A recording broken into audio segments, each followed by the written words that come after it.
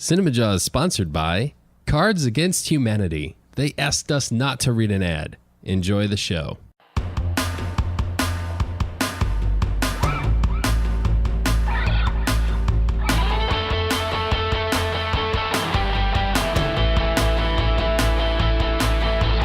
You're listening to CinemaJaw, the greatest movies podcast ever, recorded on location at Cards Against Humanity in Chicago. My name is Matt Kay, and with me is Rye the Movie Guy, and sitting alongside us this week in the fish tank is Fill Me in Phil.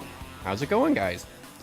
This week on CinemaJaw, Matt, we take to the courtrooms, if you will, as we cover real-life legal battle films. All right, I brought my gavel. Nice. Now, we've done, if you look back in the long history of CinemaJaw, we have done courtroom films. Yes. That's not exactly what we're going for. These are legal battle films. They're true life. True life, yes. Right. A lot of this could happen in the courtroom, but there's also those movies where maybe a lot of the legal battle actually takes place outside of the courtroom, and then maybe at the very end, they're in the courtroom. You know what I mean? I do. Slight difference. Sure. I took some liberties on my list. There's a pivotal scene in the courtroom. It's real life legal battles, right? Which, you know, a battle doesn't all take place in one location. This is true. We're doing this because we have a great guest who's going to be joining us shortly. Yes, we do. Joshua Petey Petersen is here. He is a designer, filmmaker. He's got some amazing projects under his belt. Can't wait to talk to him. Yeah, and it's ties in here because he is the art director on the film Crown Heights, which won the Audience Award out at Sundance. And this is one of these true life legal battles that took place. And we'll talk to Josh, Petey, how he got involved in the film and everything about art direction. And he's got a lot of other projects that he's working on. He does, so can't talk to him about all that good stuff. Besides that, we have a whole lot more going on, don't we, Phil? Yes, we do. We're also going eye for an eye on Coco, Pixar's new film. Wow. And we have reviews of Wonder and the Justice League. Yes, me and Matt got out and saw the Justice League. Yeah. Can't wait to talk to Matt about that. Plus, as Phil alluded to, we are going eye for an eye on Coco. I thought this would be a good time for Matt to take Petey on in skeleton movie trivia. Oh, right? Interesting. Think of movies where skeletons appear. I can think of many. Or skeletons in the title. Skeleton movie trivia. I like skeletons. Yes. Plus, it's Thanksgiving. It is. And we're getting ramped up here on CinemaJaw, and maybe we're going to have a Thanksgiving dinner. And I thought, even more interesting, we're coming out of that Justice League movie, man. Yeah. And I thought, wow, I would love to have Thanksgiving dinner with the folks over at the Justice League. What? Baloney. Yeah, no, I sucks. really did think sucks. that because they're no way. No, they're wholesome heroes, Matt. No, they're not wholesome heroes. You know what would be better? Having Thanksgiving with the Avengers. Come on, you got to be joking. I'm not joking. Over the Justice Absolutely League? over the Justice League. You get to sit down with one of these groups and break bread. You're going to say the Avengers? Absolutely. Oh, bull. The Justice League. CinemaWAR. Ooh, you are going down, Matt Kay. No, this is a clear-cut win for me. No way. Wow. Petey's going to have his hands full judging that one. He will. It's going to be a lot of fun. So without further ado, Matt, let's bring in our guest. As you mentioned, Joshua Petersen is the art director of Crown Heights, which is making a big splash this year. He has many projects that we are going to talk to him about. Petey, Joshua, welcome to CinemaJaw. Hey, guys. Thanks for having me on. Now, I do want to mention this is via Skype. Where are you calling us from, Petey? I'm in New York at the moment. I live in Brooklyn. Did you grow up in New York? No, I'm actually from Oregon originally, from Central Oregon. Oh wow! Yeah. When did you move out to the east? Man, like 7, 8 years ago. I actually lived in Chicago for a year and a half too. I lived, I guess, in 2008 and 9. All right. Yeah. Good years to be in Chicago. I guess so. Yeah. I didn't stay, but that's okay, man. Brooklyn's pretty cool too. You like it out there? Yeah, I love it. Yeah, I love New York. I can't imagine living anywhere else. That's for sure. So tell us how you got involved in film. Were you always a fan of the movies and decided to go to school for it? Is that how you more or less got into it? Yeah, I mean, I think that my origin story follows a very similar track with a lot of filmmakers. I just have always loved stories in a lot of different forms, and film was always one that I really loved. You know, I grew up watching like Turner Classic Movies and all that good stuff. You know, just really being pretty well immersed in the medium. You know, shooting movies in my backyard, all that kind of stuff. And then, you know, also having an interest in design and architecture and from a young age, and putting those two together in school was really like a start to that. I didn't go to a traditional film school. My background of that is like a lot of screenwriting and theater-based performance studies, and then my design studies also on top of that with sculpture, etc. I mean, my path into film was just by following that path of wanting to be a storyteller in the medium. Sure. And as we like to have a lot of like filmmakers and people struggling to even get their first feature or short out.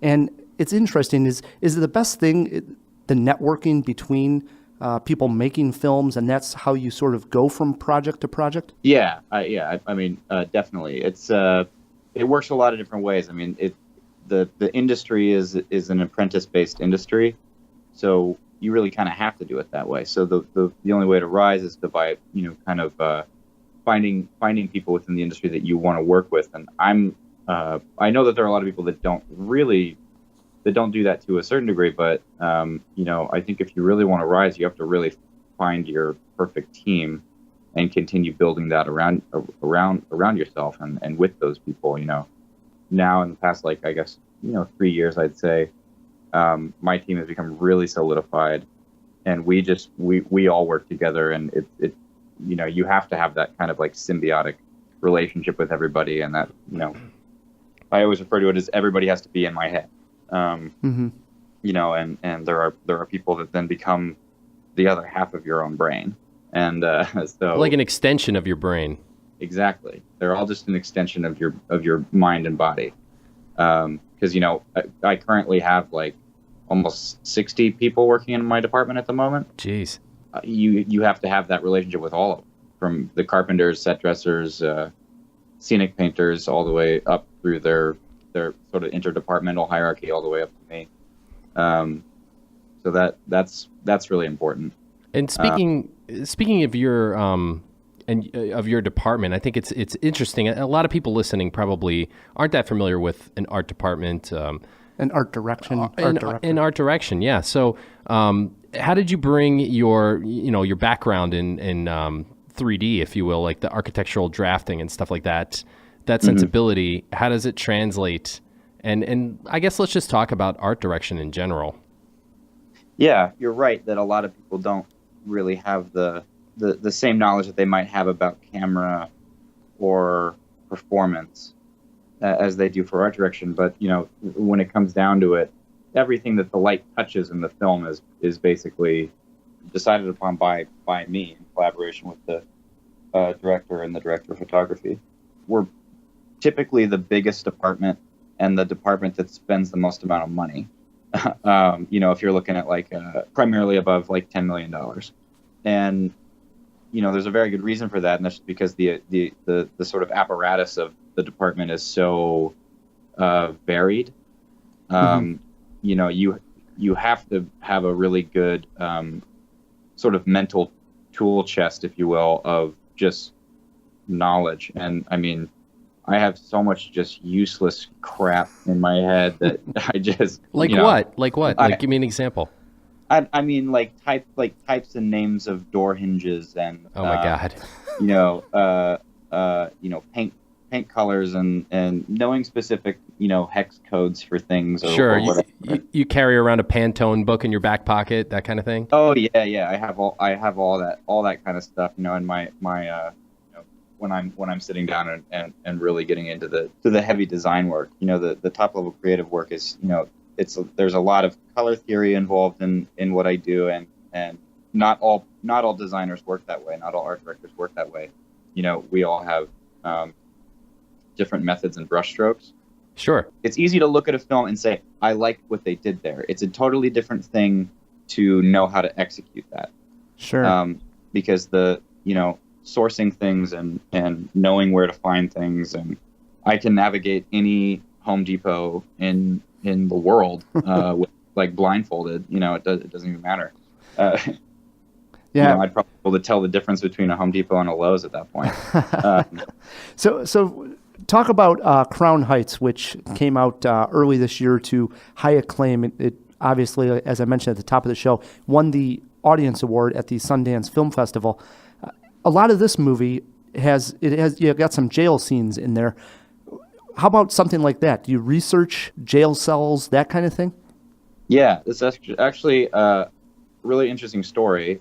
So when I was in school, we had to sort of have an academic component related to our sort of thesis that wasn't necessarily tied in, art or in the arts. We had to kind of tie it in with something, I guess, a little heavier, I would say. Sure. But mine happened to be like the criminal justice system and cases of like miscarried justice. And so I had actually studied Colin Warner's case in school, in college, and it was one of those things that like my writing professors and stuff would always kind of joke.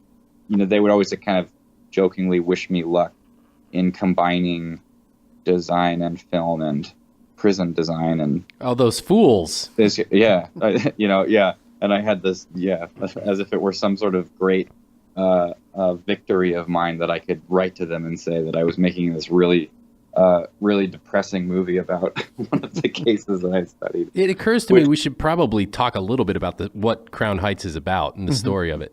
Yeah. So it is a really unfortunate story, a true life story about Colin Warner, who was convicted of a murder that he didn't commit and wasn't even involved in 1979. Yeah.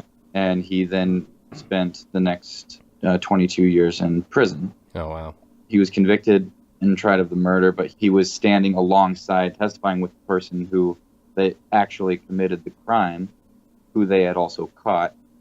And then for a number of different reasons decided that they wanted to try these two individuals together and, make an example of them and just make sure that they had a conviction and they got two quote unquote criminals off the streets. This was during that period where that sort of thing was just rampant. And it still is to this day, which is why it's a very timely film. But yeah, this is an incredible story of a man that spent he was 18 years old and got out when he was 40 and Such married a shame. and had a kid already. It's a real shame. But one of the processes for me as a designer in this film, or as the art director of the film, like that was really incredible, is just being able to talk with the real people who surrounded this case.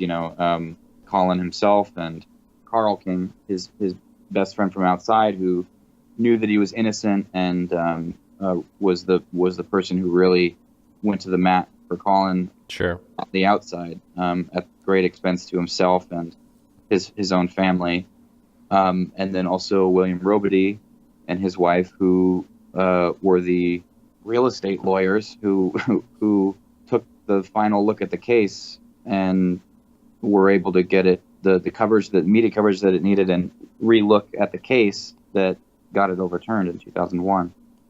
So being able to call those people and say, "Hey, what did your apartment look like in 1989?" Yeah, because you're telling a story. It's a period film that takes place from 1979 to 2001. So you're spanning a lot of time, and you have to show the shift in the story. You have to show that shift in time, and over that amount of time, you have a lot of style change, right? Yeah. Hence the encyclopedic knowledge of door hinges. Exactly. Yeah. Being able to think like, okay, well, how can we change this thing? All right, we got to change the light fixtures, the wall covering, the type of paint, type of like style of painting that was used, whatever it is. Changing wall art, changing the light switches, and shit like that. And all of those little pieces really come together there. But as far as prison design goes, we spent a lot of time in some different places, and that's always a fun one, because there are different levels of that, of whether or not this is going to be a dirty prison or clean institutional look, and you tell the story different ways, by applying those techniques. And we also had to, just by nature of shooting it in New York, we had to our prison sets were not all set in one specific location. So the jail cells that we needed were at a abandoned former prison in Staten Island called the Arthur Kill Correctional Facility. And it's been abandoned since 2010. So it's completely overgrown, and, just when you walk into it now, it looks like a set from Lost or something. That's crazy. And I went out there with 50 people 2 summers ago. Landscaping crew of greensmen hacked everything down, just cleaned the entire place out in 2 weeks, and had generators set up, and switched the whole building back on. Basically, put in a bunch of dummy lights that we could power from outside, and so that we could shoot in these cells in this sort of outdoor area, and then recreate the yard, which was a feature of the prison that Colin was interred at that doesn't really exist anywhere else in America, but that was a very, very interesting design piece in the film, which was just recreating this area where, I guess, if at the end of the war, at World War II, the warden had wanted to reward the prisoners that were there for what they had made for the war effort, and he gave them in the yard. He gave all the inmates little lots where they could build furniture and have a little garden or whatever, and then when they hung out outside, they would all have their little yard, basically. That's weird and crazy. Yeah, very weird. And if you see reference photos of it, if you look this up, it was at the Clinton Correctional Center in upstate New York. It's just very weird. It looks almost like a Hooverville from the Depression era, where you just have these little shanties. Yeah, right. But they weren't allowed to have roofs on them, obviously. So they could see down in from the towers or whatnot. Yeah, and so these guys are out there, and they would set up grills and cook there, and that's odd.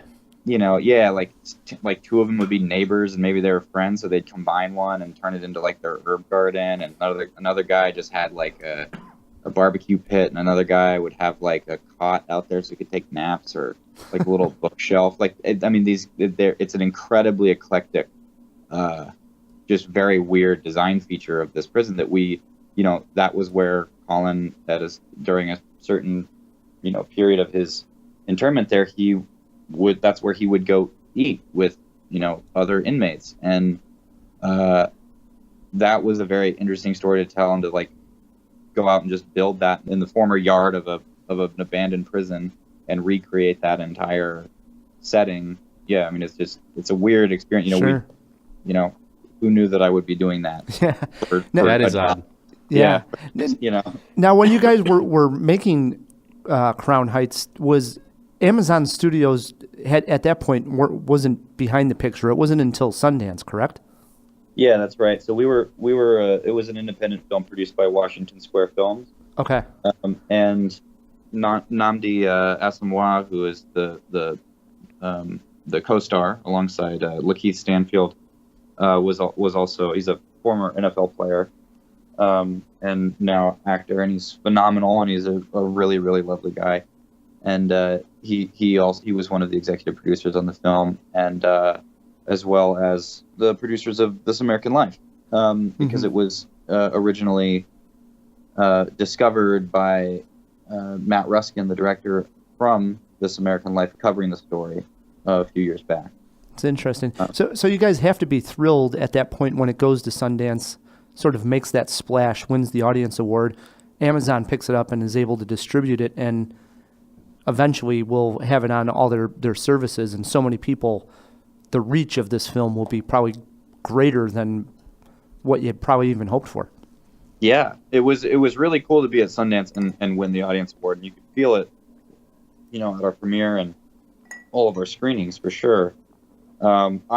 Usually you would think that the audience award is going to go to some lighthearted, but the yes, I especially figured because we were, in the beginning end of 2017, which has been a bit of a depressing year for everybody, and so I think everybody. I was worried that people were just not going to want to vote for a social justice film, and it was just really great to be in the setting and see how people were responding to it.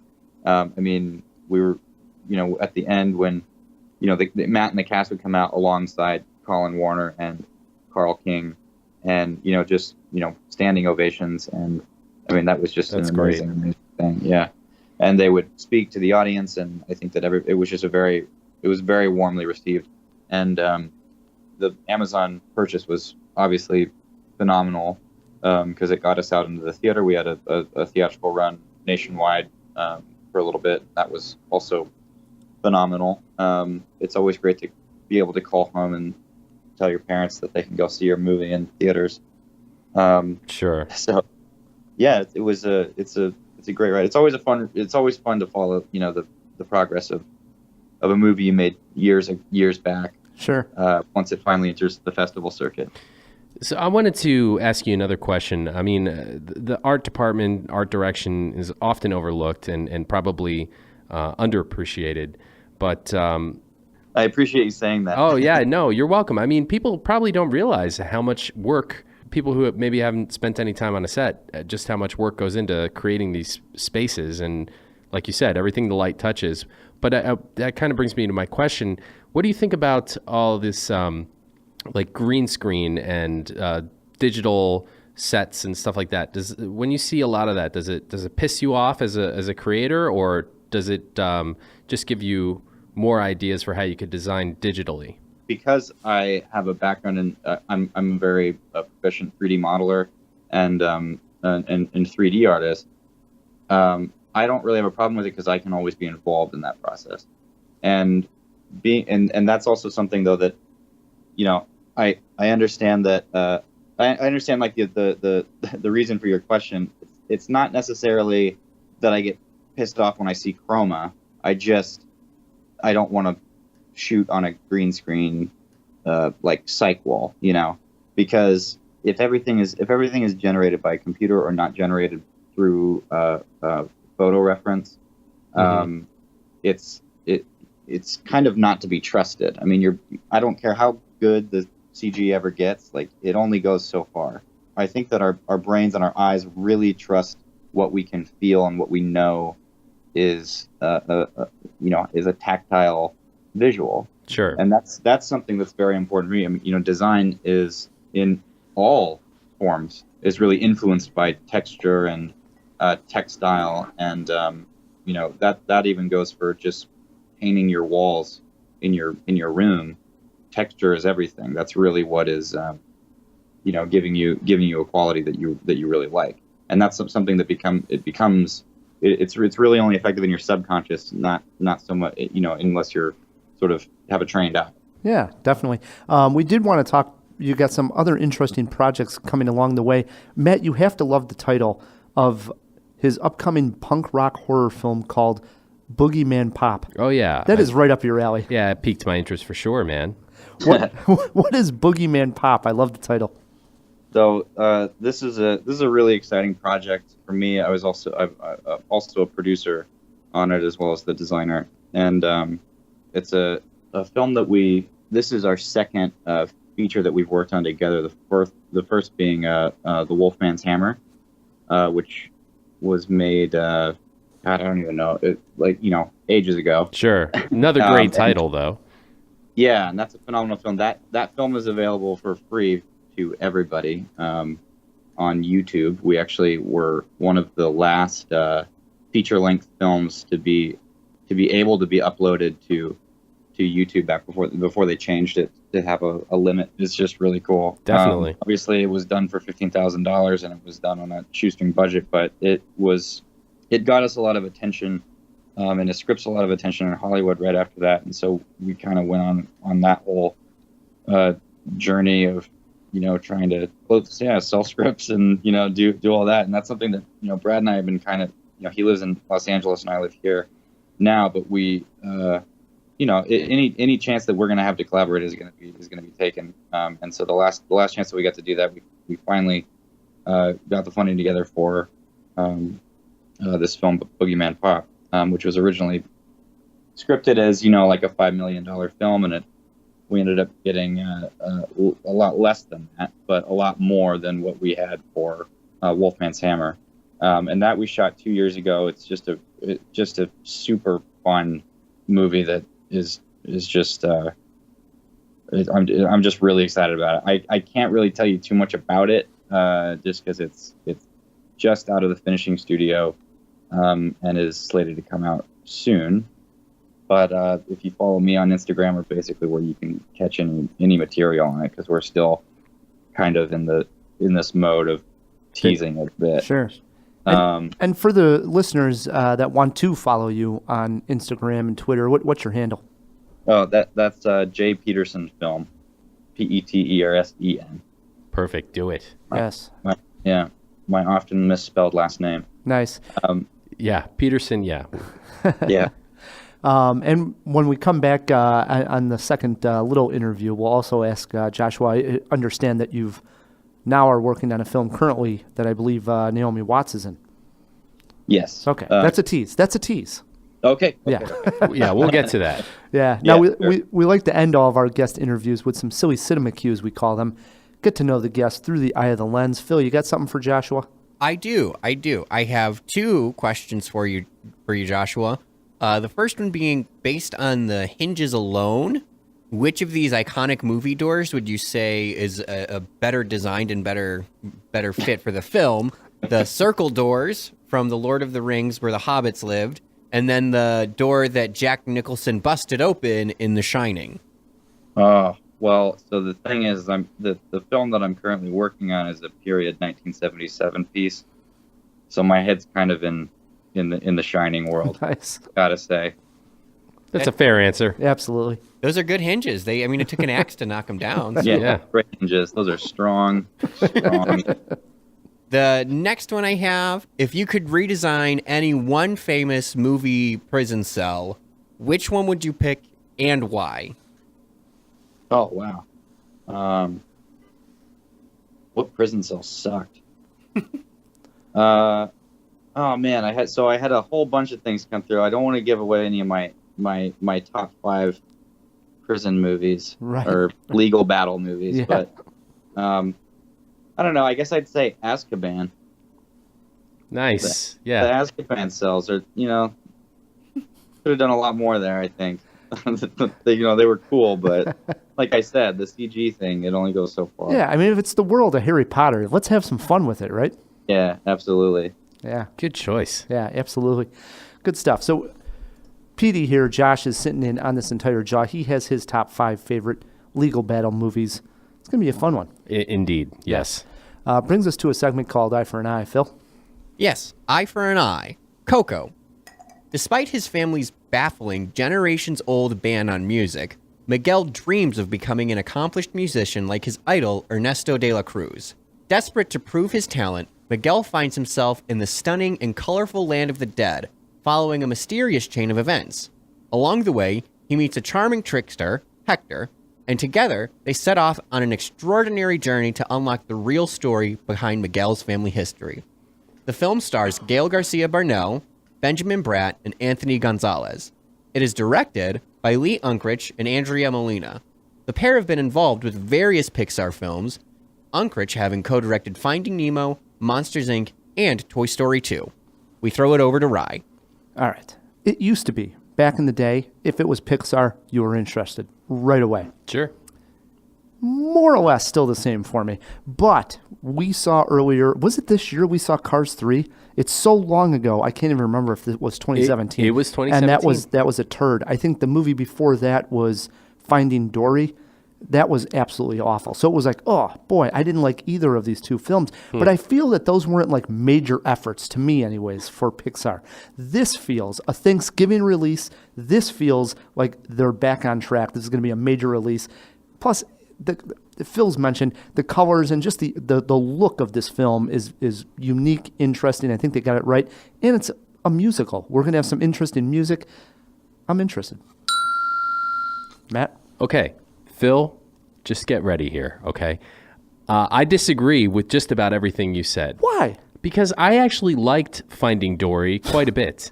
And I didn't think Cars 3 was a total waste of time. It was a dud. Definitely not one of Pixar's best, but it was better than Cars 2 by far. Now, those two things being said, Coco, to me, and this is just on the surface, looks like a Disney film. Ooh. It looks like a typical Disney, and you know, that's a bit of a dig, but not really. Disney movies are great, but it looks more like a Little Mermaid type thing where it's going to be this like family musical. It doesn't look like it's got that Pixar edge. I think that is being lost somehow. So I'm not that interested in a kids musical. Wow. An ignore from Matt K. We throw it over to Petey. Interest or ignore on Coco? So I gotta say I'm a Leica man. I love Pixar, but if I'm gonna go see an animated a film, I want it to be real. You know, I want it to be made out of real things.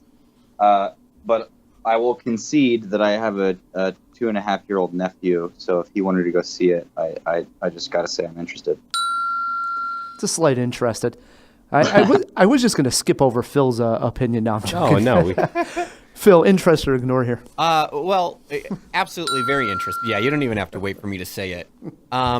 So I disagree with some of what Rai said, because I agree with you. I liked it. They weren't great by any means, but I did like Finding Dory. And as far as what Matt said, I disagree so much about the edge. I think like one of the things that's so important to me that Pixar does is always like it teaches lessons that are valuable to kids that they're not going to learn in school. Right?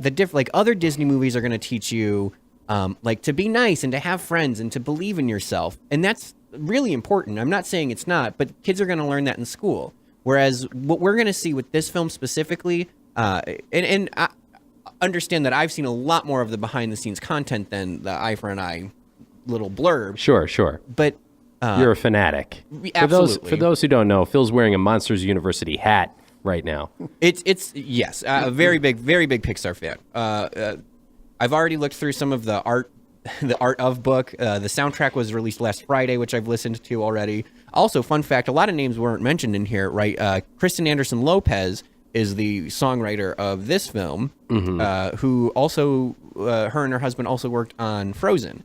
Which had good which music. was a Disney movie. Sure. You're proving my point. No. Well, okay, so sorry. Pixar, I want to see Inside Out. I want to see something unexpected and deep. But and this to go back to that, there's like some of the really important themes in this film are going to be being different than your family wants you to be, Death. and exactly, and coping with the loss of loved ones. And that's not something that, right? I think it's so easy to tell kids, oh, the turtle went to summer camp or something, but like actually getting a hands-on, like visceral feeling of watching him get flushed down the toilet.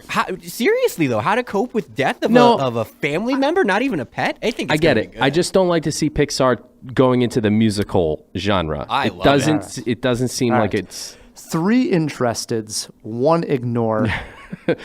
We had to give Phil his due. Yes. Yeah, and we're going to let Phil also join in when we review this after Thanksgiving as well. So absolutely, and I hope I'm wrong. I hope I'm wrong, Phil. Oh, I know you will be. Speaking of new movies, me and Matt, I can't even believe it. There's another superhero movie out. There is? It seems like there's one out every weekend. Yes, here is the review for Justice League. As I bought myself a beverage, Ryan, and headed into the Dolby Atmos-equipped theater to watch Justice League, the bartender asked me what I was thinking, and I told him that I had high hopes and low expectations. Could DC's pivotal entry into their copycat extended universe exceed both of those parameters? I sat down on a leather-covered subwoofer to find out. The world remains in mourning after the death of Superman. Violence, acts of war, and terrorism are all on the rise. I had a dream. It was the end of the world.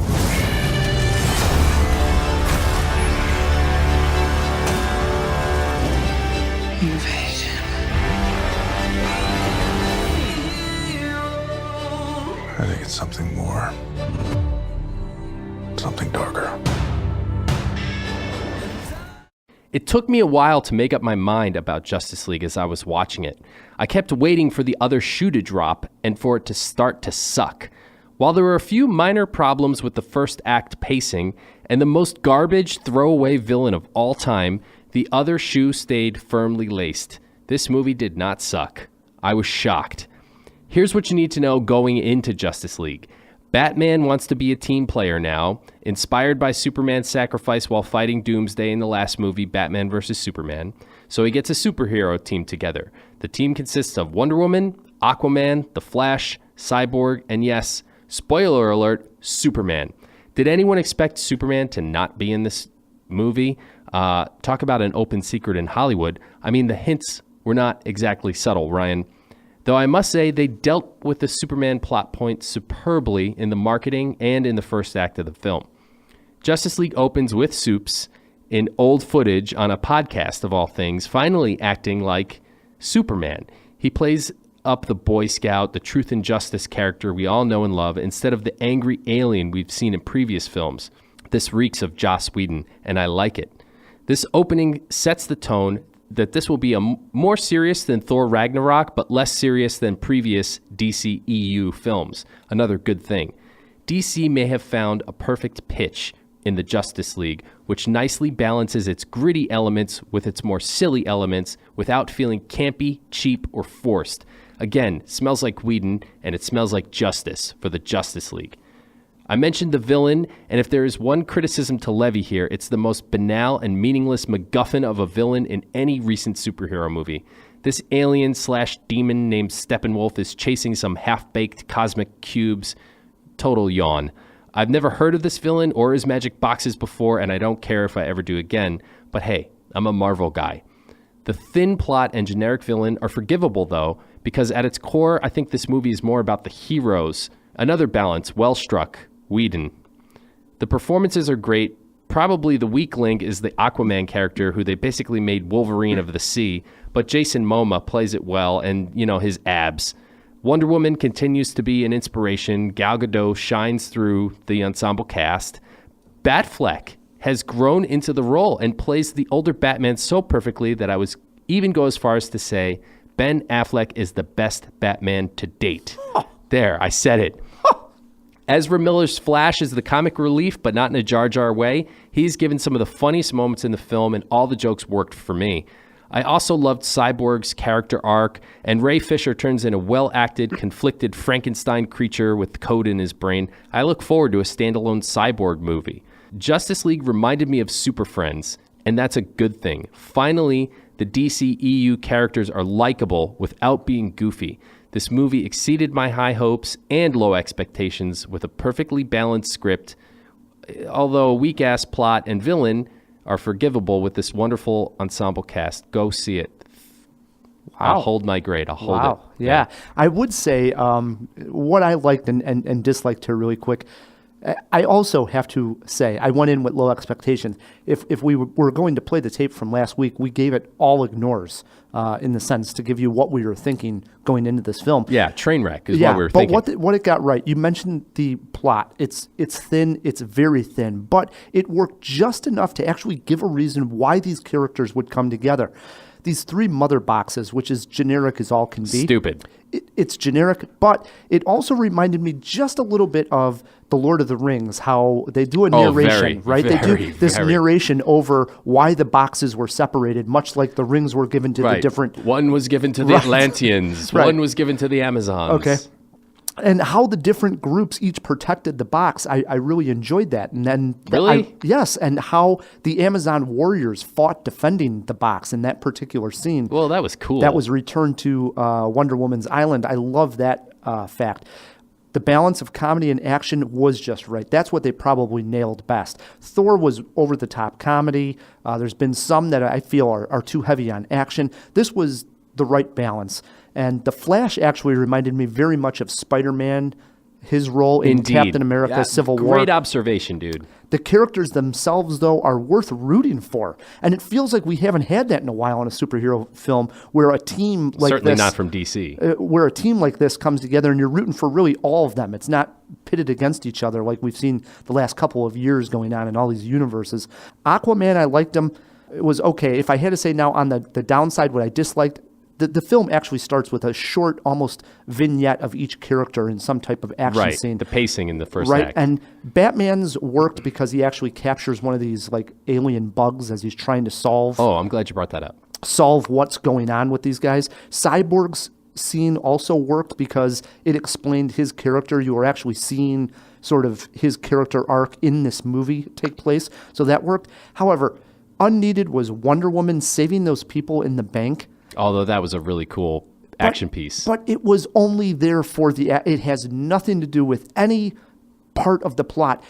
At least tie it in some way to the major plot going on. Instead, they gave us like a throwaway scene. And don't get me started about the bad guy saying that the bomb he has can blow up 4 city blocks and it's already too late. All she does is grab this bomb and throw it out a window and nobody dies. Yeah, spoiler alert. What do you think? Wonder Woman died here? Come on. The Flash and his father, that's his vignette, only there to set up a Flash standalone movie. Also, didn't need it, right?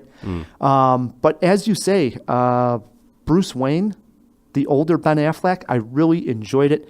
And Wait, so you're saying you enjoyed him as Bruce Wayne or when he both. was Batman? I liked Okay. both, All yeah. right. And once we get past that opening, the film started to roll. I was along for the ride. Even with the paper-thin villain, I give this one a positive review. Agreed. So we'll get into our 5 questions, but really quick, the design of those bug villains looks just like Kitty Zombie. Our friend John LaFlamboy often brings this character up. Google Kitty Zombie, and you will see what I'm talking about, everybody. So, Ryan, did you have a favorite scene? Yeah, favorite scene here, Matt. I love when all the heroes here gathered. They were getting ready before the big climactic scene, and they're all in a room talking. And Matt actually stepped out of the theater, it should be noted, to go to the bathroom during the scene, and it's my favorite scene. And they're all around talking, and Aquaman begins to talk about how he's a loner, and all of a sudden things turn really serious and sincere. And I think as an audience, we were sitting there like, whoa, where's this going? And then right at that point, Batman sort of gestures to him, and it ends up that he was accidentally sitting on Wonder Woman's lasso of truth. It got a huge laugh in the audience, and it was like it was at the right time in the film. Also, timing of a joke like that is important, because I think at that point you really felt like, all right, this is a team. I really like these guys. I was gonna go pee during the scene with Superman and Lois Lane in the cornfield. Boy, was that boring. My favorite scene would be the Flash ending up in an embarrassing position with Wonder Woman. I thought it was a great joke. It was a great moment. It was a funny. I laughed out loud. I did too. That was fantastic, and it was just fast enough, and no pun intended with the Flash. But it was quick. They didn't overstay right. It was just boom, boom, really quick. All right, and then they left. Yep, great. yep. Any bad scenes here, Matt? For me, would be right what you were talking about with Superman and Lois Lane. They had that nice quiet moment in the cornfield. I think it was needed, but I didn't like it. And all right, here's the thing that DC, if you could say, what could we do that Marvel isn't doing? And I think what the Marvel films have done as of late has got away from the human connection. It's all superhero, especially now that they're fighting each other. So you still have Batman, who is obviously just a rich human, and then you have Superman tied in with Lois Lane and his mom. And now Superman comes back to life. He's resurrected. And you could have this beautiful moment with his mom, who's played by Diane Lane. And they cut to this moment as she pulls up to the house. And I don't know if they gave it maybe 2 seconds. They basically just show them her coming out of the car, seeing him, and then the camera starts to pan away. Wasted opportunity. Give us a little human connection here. The very next scene, I wrote this down in my book, was about 6 or 7 seconds of us, the audience, staring at those 3 mother boxes floating in air as they connected. Cut a little of the CGI and give us a little human element, for Christ's sake. My trouble scene is Batman with the guns on the Batmobile. Batman doesn't use guns, okay? That's part of his credo. I guess I get it on the Batmobile, kind of, but I'm on the fence about it, so I had trouble with that. What about any influences, Rye? Influences, I mentioned already. My big one was Lord of the Rings early on. Yeah. That whole plot point of having the 3 boxes scattered around Earth and the different people protecting them. Just Very Lord of the Rings. Yeah. Yeah. I mean, the obvious ones, Avengers, Super Friends, which isn't a movie, but there you go, and Wonder Woman. what'd you learn here, Matt? That Joss Whedon can fix it. Yeah, he came in as a fixer, I guess, huh? He of fixed sorts. it. Yep. I would say that old Bruce Wayne is interesting. This is what I learned. I like the moment between Wonder Woman. Another quiet moment in the film is when Wonder Woman walks in on Batman, who's sort of disrobing into Bruce Wayne, and she actually realizes again that Batman is just a human. He's not got superpowers like her or Superman. Right, she sees him bruised. And his shoulder is actually dislocated, and Wonder Woman comes around and actually pops it back into place. And I like that moment and that conversation between the two of them, because there is this realization that, yeah, all this is a guy that cares enough to be involved in this crusade.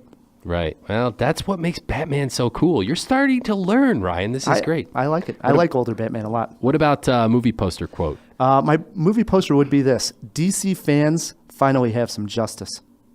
That's pretty similar to mine. So I have these characters finally get their due. Justice is served. Nice. Yeah. Really quick, you mentioned Aquaman. I did want to say one other highlight here was Aquaman in the tunnel. I wanted them to use his water powers in some degree, right? What about talking to fish? Well, it was going to happen in this movie, but it did happen where they were under sort of, I guess it's like Gotham's Bay or whatever. The harbor, right? The harbor, right. And the water starts crashing into the tunnel, and he was able to use some of his powers there to save his friends. It worked for me.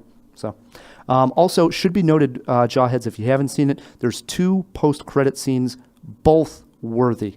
This isn't like Thor, where I thought they were both not that good, for me anyways. Yeah. These are 2 of the better post-credit scenes I've seen.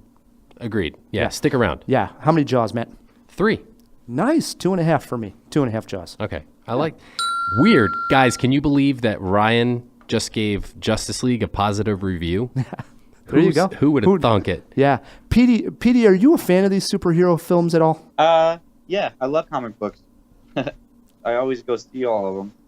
I grew up reading comic books, and it's still something that I do a lot, just because once you start working in films, you tend to see less, unfortunately, just because sometimes it can feel like work. Sure. At the end of the day, to go see a movie. But I still watch a lot of cinema, and I do always watch these. I really like them. Cool. Yeah, and also, Matt, another new movie out this week is Wonder. Julia Roberts, Owen Wilson, and young Jacob Tremblay bring the story of a young boy with facial differences to the big screen. Young Aggie has had a difficult life, 27 surgeries to help his hearing, vision, and facial construction. He has been homeschooled through the 4th grade. However, now his family thinks it's best for him to join other kids at the local school. With the help of his friends, his older sister, and his parents, Augie overcomes his fears of being different, and in fact realizes being different is what makes us all so special. The film reminded me, and I'm sure most people who watch this movie, of Mask from back in the 80s. It was a tightrope, Matt. On one side, it's a warm Julia Roberts family film. The other side, an after-school special. It hits all the cliches, head on. Augie is bullied, sits alone at the lunch table, begins to make friends, realizes that they're not his friends, and then gets a medal at the end. One story aspect I did truly like about Wonder was that they give a chapter to all the people Augie's life touches and how he affects them. His sister, Via, short for Olivia, was the most interesting. She's the older sister that feels left out. Her brother has needed extra attention his whole life, and her personality as a young teen is starting to show this. Jack Will, Augie's friend, is also done, and there it's really interesting because it shows how kids are confused but also truthful in their feelings. While I would not say this movie is made for me, I do think that some moms, some families out there will enjoy a warm, fuzzy film right around the holidays. So with that, I would say slight recommend. Do you know what I mean? When you're seeing a movie, I do. Yeah. that it isn't geared towards me. You know what I mean? Yeah, I don't well, have kids. I'm not the Grinch. I'm not saying You are know. the Grinch. You don't have a heart. No, please. Yeah. I'm obviously not saying that, but you know what I mean. It's not geared towards a young single guy. The X-ray of your chest would show this little pea-sized thing, But barely beating. Looking at it with a critical lens, it walks that fine tightrope of I almost get being it. an after-school special. But I was watching this, and I know Pam Powell, fellow critic, was sitting next to me, and I heard her a couple of times. So I know it's touching, and she's obviously a mom of wonderful kids. And hey, I just want to say, Wow, Ryan. no, I'm You just are saying. just digging in no, here. I'm just saying it affected her, even though I was watching it thinking, boy, do I not have... Never mind. You don't. You don't have a heart. I do. That's why I love the movies. I don't know if you I'm do. just saying this particular movie wasn't geared towards me. Okay. But I could see where it could be effective. You could get the vibe that there were people in the audience that You this connected could with. see that people who have emotions were actually using them in this. I guess. Yeah. First of all, you have converted me to being a non-Julia Roberts fan. I don't know how you did it, but in the years we've been doing Cinemajaw, I have come to find that she's a kind of a hack. She is. I don't necessarily like her in a role. And by the way, listen, I'm just going to put this on Front Street. Owen Wilson, too. I'm not a fan, okay?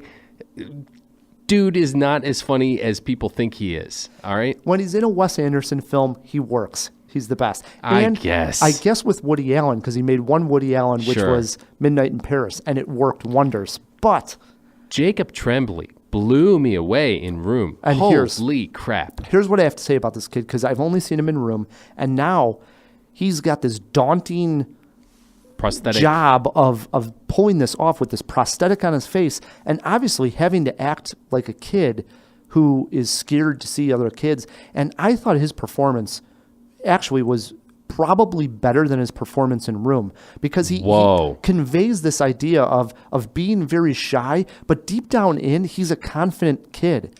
It shows, and that's a difficult Two thing. sides of a coin. Yeah, but you get it. You get it when he's walking, with kids that are afraid to look at his face because he has these, as they say in the film, these differences and had these surgeries done.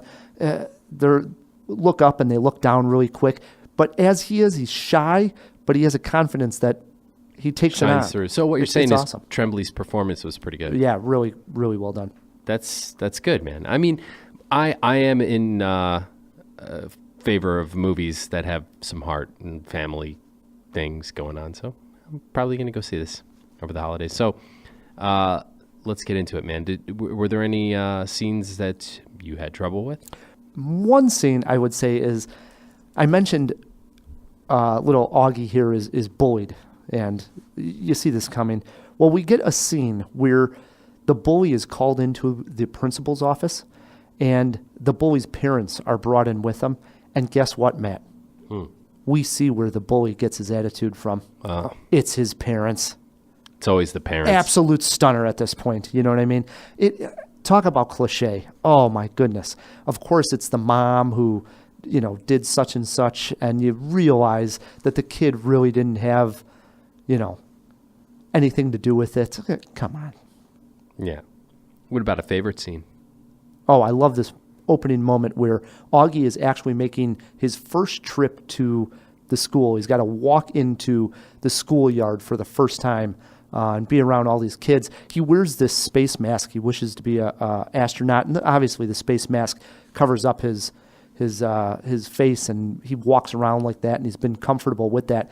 And Owen Wilson, his dad, who plays his dad in the film, brings him up to basically the front of the schoolyard, takes off his mask. It's like an emotional moment, and he says, hey, this is, gives him a nice little spiel, father-son moment, and everybody talks to him. And then little Augie walks into the mass of kids on the playground, and while that's happening, there is NASA countdown going, like they're getting ready to launch a rocket, and it's counting down to 1 and blast off. And right when blast off happens, all these kids are noticing him for the first time, and that reaction that they're having to the way he looks out on the schoolyard. That entire scene, pretty emotional. That's cool, man. Were there any influences you noticed? I mentioned Mask, Lucas a little bit. It's an underdog story here. It is. It's an underdog story. And maybe because I remember watching... Did you invoke Mask negatively? No, I liked Mask. Okay, good. Yeah. Just making sure. Yeah. It's a great movie. Eric Stoltz. Cher. Yeah, Cher. And her mask. Was Jim Carrey in this movie? No, Lucas, the movie. Yeah. It reminds me, because little Lucas, he was like small, you know? Right. And then Powder. You ever remember this movie with the guy with the electricity? He got struck with the...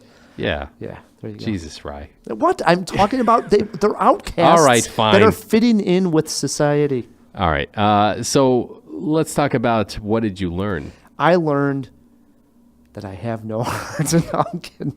That the end of the play, Our Town, is an emotional work. They use this in the movie quite well, where they go see the play, Our Town, and his Augie's sister is in the lead. And wow, what a moment. And I thought, wow, I think we did Our Town when we were in high school. Pretty sure we did. And I don't remember it being so moving, but it was in this movie. Nice. What about a movie poster quote? Got one? Wonder no more. That's all I got. Wonder no more, but you got to finish that. Like, it's good. I just ... Okay. Wonder normal. That makes me wonder, Rye. I know. 2 Jaws for me. It's kind of a miss. It seems like a safe move for Tremblay, right? Who's probably the new actor from Sixth Sense. Help me out. 3 names. He's got 3 names. Haley Joel Osment. Yes. Thank you. Haley Joel Osment. Out of the jaw box. Fill me in, Phil. Right? Where he's such this promising young star. And I hope his trajectory continues in that direction because he is probably, in my opinion, one of the most exciting child actors working today. Wow. Yeah. You haven't even seen this one. Dude, I haven't seen this one, but that's how impressive his performance in Room was. Yeah. I think that might have been my movie of the year last year. So, A couple of years ago. was it 2 years ago? Yeah, already. It's 2 years.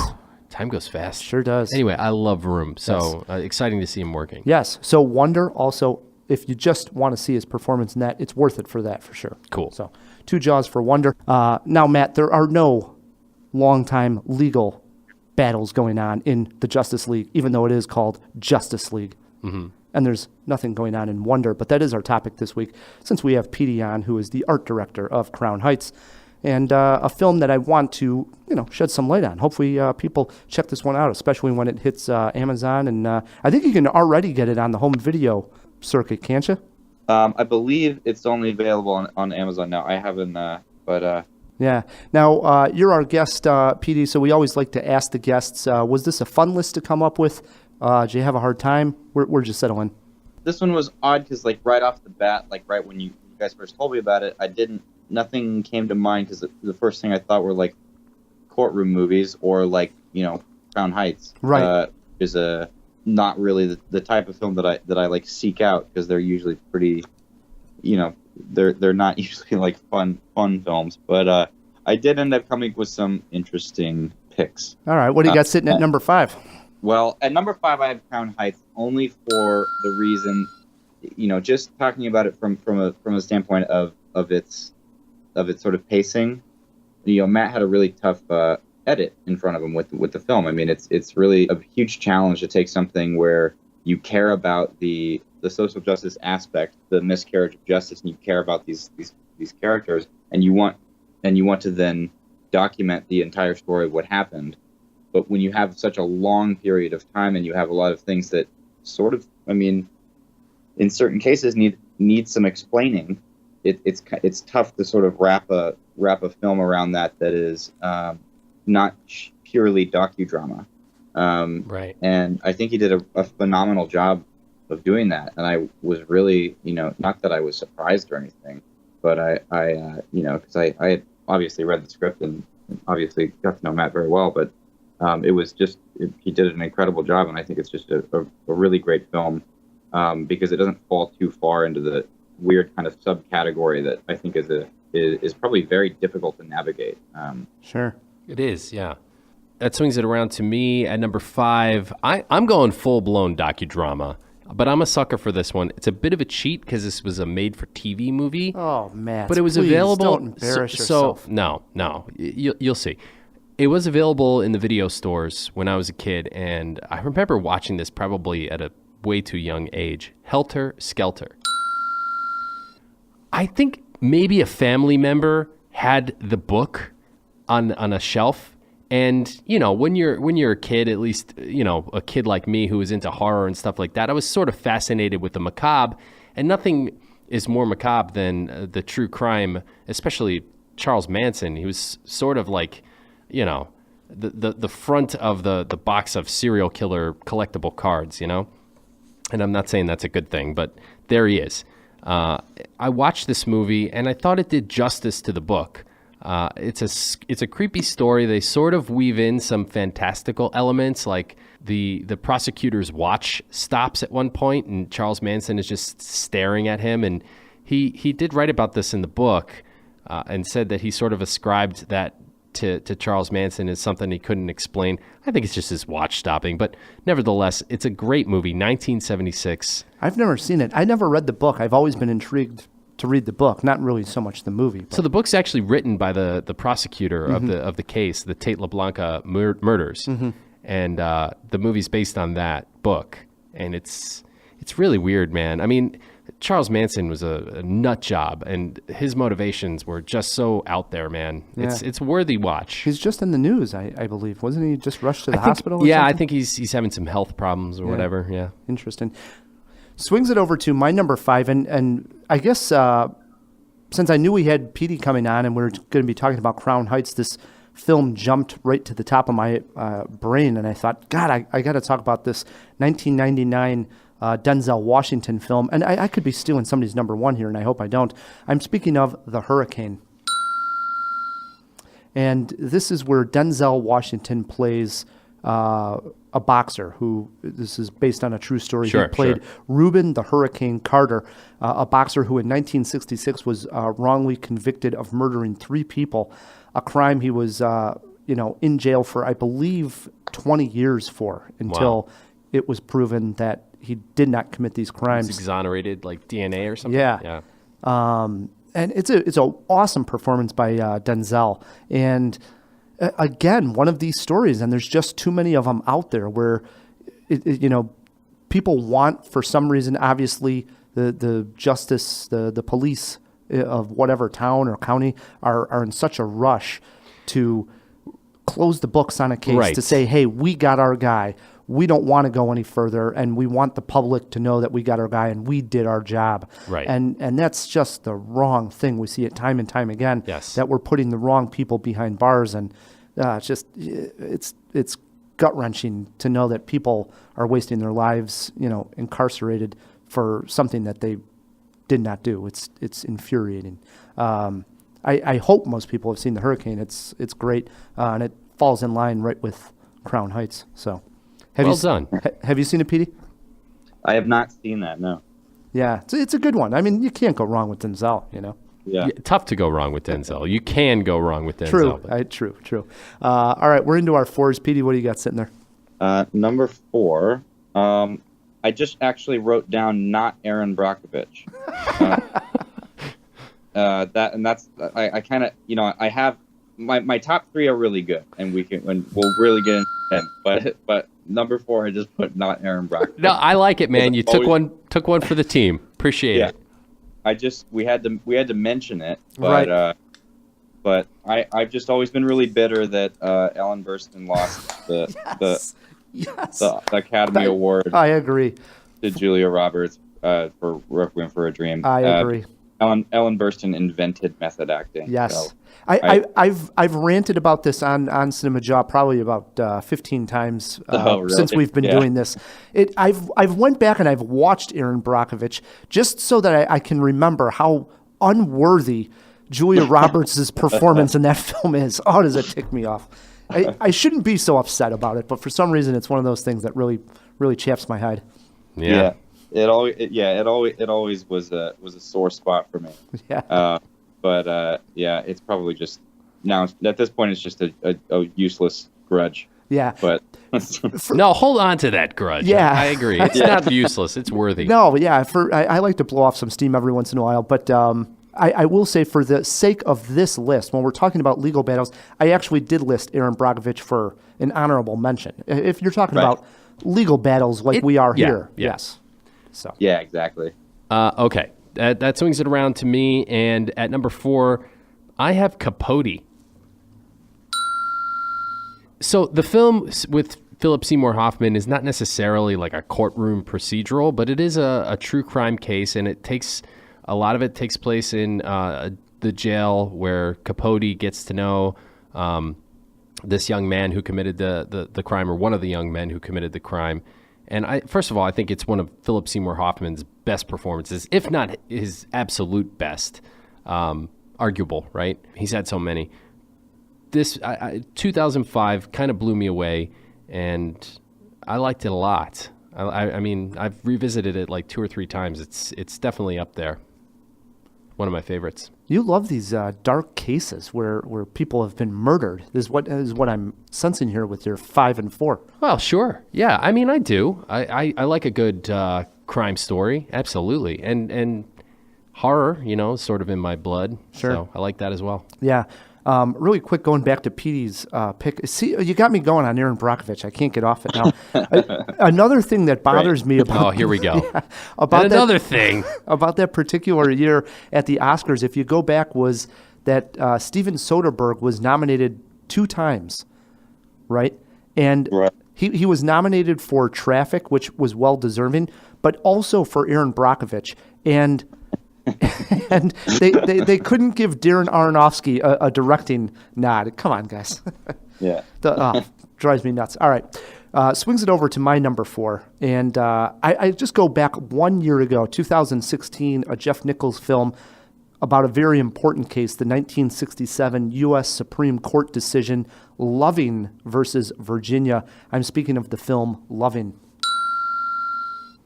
And this starred Joel Edgerton and Ruth Negga, who I believe Ruth Negga was nominated for an Academy Award. And it tells the story of the first mixed-race couple to try to get married in the state of Virginia, which at that time seems so ridiculous, but it was literally against the law to marry. And they brought it all the way up to the Supreme Court to finally make a decision on, is it possible that mixed races should be able to marry? And thank the Lord they voted the right way. Yeah, no doubt. But yeah. it literally seems so funny now to think that it's not that long ago, 1967, and to think that Virginia was saying that was actually against the law is unbelievable. It's, ludicrous. It is. Loving, if you haven't seen it, I don't think it's one of Jeff Nichols' best films. He's made some great ones, but it's definitely worth checking out. Cool. Yeah. All right, we're into our 3s. Petey, what do you got sitting there? Number 3, I'm going to say In the Name of the Father. This is Daniel a great Day. one. Yeah. Daniel Day-Lewis. In a very just phenomenal portrayal. This actually was one of my picks also for prison cells that I would redesign. And I just didn't want to mention the film because I didn't want you guys to steal my answers. But yeah, that prison cell I think could have used some more. Yeah. But I will say that from a design perspective, I think it's Christina. This will be for the jaw box or throw it in the jaw box. I believe Christina Ailes, I believe, was the production designer, and she had this really phenomenal yard set that was, kind of tailgating off of us talking about the Clinton Correctional Facility yard earlier as this sort of anomaly in prison design. But she had this amazing circular track yard set in that film that is just incredible. The two-tone just black and white circle that they walk around outside. I love the graphical quality of that, and it really speaks well to the time. Nice. And just a very big kind of display, and I always love that. Yeah. We That's do. Cool. Yeah, we do these riddles on the show, and we send out prize packs. And some of the Jawheads listening to this got a copy of In the Name of the Father. That was one of the films they gave us on a promotional thing one time. So I know I've handed out some copies of that. So It's a great one. it's good stuff. It's a really good. Definitely. Swings it over to my number 3. Oh, no, Matt's Yeah. number 3. Dude, you're wow, I'm reversing getting the so order. excited. Yeah, I was getting so excited. Calm down there, buddy. Sorry. All right. My number 3 is a movie we've all seen. You Can't Handle the Truth of a Few Good Men. Is this based on a true story? That's the thing. I did not know that. Kind of shocking today as I was doing some of the research. I had no idea that Tom Cruise was in the military. Right? Right? But you did know he was a JAG. Yeah, you'd never Top Gun. So, yeah, this is okay, very loosely based. And that's why this is not higher up on the list, because let's face it, A Few Good Men is one of my favorite movies. I love it, even though Tom Cruise is in it. Oh, he's good in it. You can give him credit there. He is, but okay, so sometimes he detracts. He fits the bill. He fits the bill in that movie. All right, he does. I like Tom Cruise. I'm just giving him some Yeah. crap. But Yeah, come on, underrated actor. He's amazing. yeah, underrated. Come on. He is. You He's can call him a lot of things, but you can't call him underrated. Overblown, I would say. All right, so there was this. I won't get into everything. You guys can Google it on your own. But there was an incident that took place at Guantanamo Bay where the Marine was given code red. He did not die, but there were 7 other Marines who were implicated in this assault, and they were facing either dishonorable discharge or court-martial. And there was a case, and they did get a confession out of a top brass kind of guy, and it was a pretty interesting case. So look up, it is A Few Good Men based on a true story, and you'll find the details if you're interested. Yeah, interesting. Because I want the truth. You can't handle the truth. Not bad. Swings it over to my number 3, and I go a couple of heavyweights here, Matt. Okay. Kevin Bacon, Christian Slater, Gary Oldman. 1995, Murder in the First. This is another one I did not know was based on a true story. Oh, yes. It tells the true story of Henry Young, who was jailed for stealing $5 from a grocery store. And the story goes that he goes in there to steal this money to buy some food for him and his sister. Sure. So he's got the right intentions. But I guess the grocery store has a post office in it, and they're able to go after him on a federal offense because there's a post office in the grocery store. So it be. So he serves this time, and How much time was he given? he gives, I forget at the very beginning, because he's in there for, not like for life. It's not one of those deals. But when he goes in there, he gets in a fight with, inmates and ends up getting put in the hole. And he comes out, and he's almost disoriented from being in the hole. And another fight occurs in the cafeteria, and he ends up killing someone in jail. And this is where the legal drama takes place, is that the lawyer comes in, who's played by Christian Slater. Kevin Bacon plays the man incarcerated. Christian Slater argues that he is a product of the system, that, He shouldn't have even been there in He the should first have never been there in the first place. And because of being behind bars, you've turned him into a criminal. And he stole $5 to help feed his sister. And the whole legal battle begins on. And he was at Alcatraz while that was going on. They were saying that was the worst place to have, inmates, and it was turning people into criminals. So Yeah. Wow. it's a good movie. Sounds good, man. Yeah. Yeah. 1995, Murder in the First was my number 3. I've definitely seen it, but it's been a long, long time. Yeah. I don't know. Petey, you ever see that one? Yeah, no, I have not seen that one. Yeah, It's just a story though. yeah, solid one. We're into our 2s. What do you got there? I feel like I think I'm going to switch mine. So I'm going to say number 2 is Angels in America,